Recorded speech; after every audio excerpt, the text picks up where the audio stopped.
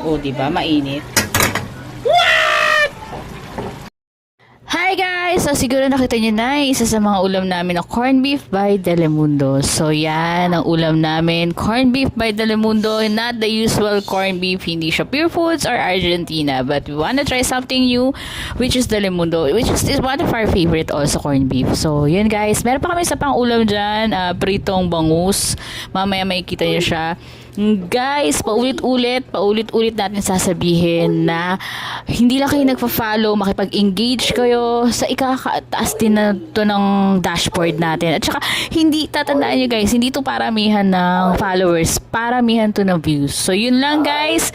Kung meron kayong suggestion, comment nyo below, follow me, and guys, pwede na ako makatanggap na stars ha. So, maraming salamat sa magbibigay. Sana na-enjoy nyo, kain na kayo. Happy eating guys! Bye! Tinatawag na ako